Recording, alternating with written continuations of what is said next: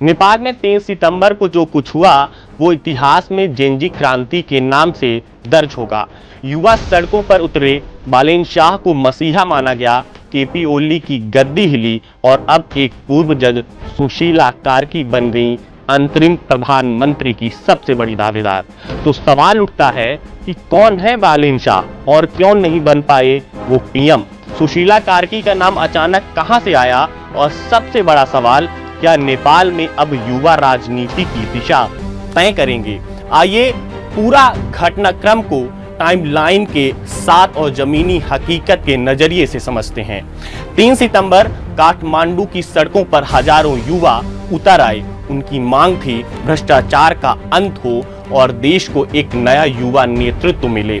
यह आंदोलन धीरे धीरे जेनजी क्रांति का रूप लेने लगा। 7 सितंबर बालेन शाह ने पहली बार आंदोलन पर खुलकर प्रतिक्रिया दी। अपने सोशल मीडिया में लिखा, मैं उम्र में थोड़ा बड़ा हूं इस आंदोलन से, लेकिन मेरा समर्थन पूरी तरह आपके साथ है। साथ ही चेतावनी भी दी, यह आंदोलन किसी पार्टी नेता या सांसद का मंच नहीं बनना चाहिए। 8 सितंबर आंदोलन ने लिया उग्र रूप।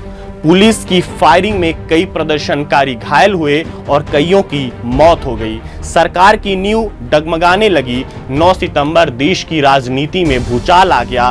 प्रधानमंत्री केपी शर्मा ओली ने इस्तीफा दे दिया। बालेन शाह ने सोशल मीडिया पर युवाओं से कहा, आपके हत्यारे ने इस्तीफा दे दिया है। अब संयम जरूरी है। देश की संपत्ति हमारी संपत्ति है। अब नेतृत्व आपकी पीढ़ी के हाथों में जाएगा, तैयार रहिए। 10 सितंबर प्रधानमंत्री पद के लिए अचानक एक नया नाम उभर कर सामने आया, सुशीला कार्की, नेपाल की पहली महिला मुख्य न्यायाधीश। उनकी ईमानदार छवि, राजनीतिक दूरी और सख्त फैसलों के कारण युवाओं का बड़ा तबका उनके समर्थन में खड़ा हो गया। अब वो अंतरिम प्रधानमंत्री पद की सबसे मजबूत दावेदार मानी जा रही हैं। तो कौन है बालेन शाह? काठमांडू के मेयर और एक रैपर से नेता बने बालेन नेपाल के युवा दिलों की धड़कन हैं।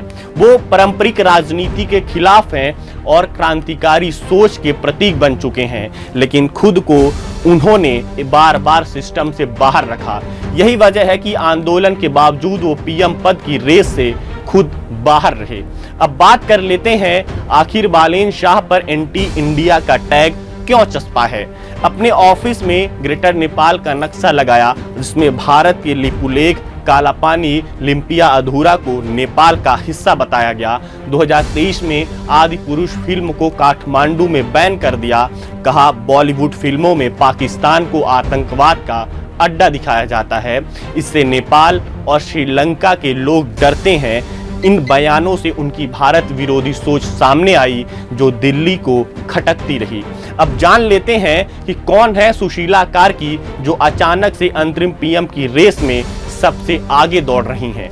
नेपाल की पहली महिला चीफ जस्टिस अपने फैसलों में भ्रष्टाचार के खिलाफ सख्ती के लिए मशहूर हैं। कभी किसी दल से जुड़ी नहीं रही, यानी निष्पक्षता का चेहरा है। युवाओं का मानना है देश को अब एक क्लीन स्लेट की जरूरत है और सुशीला कार्की वैसी ही नेता हैं। फिलहाल नेपाल की सत्ता चौराहे पर खड़ी है। बालेन शाह ने आंदोलन को दिशा दी, लेकिन नेतृत्व नहीं लिया। अब कमान संभवतः एक ऐसी महिला के हाथ में जाएगी जो सिस्टम को भीतर से समझती है और उससे लड़ने का हौसला भी रखती है। तो हमारी जानकारी आपको कैसी लगी, कमेंट में जरूर बताइएगा। धन्यवाद।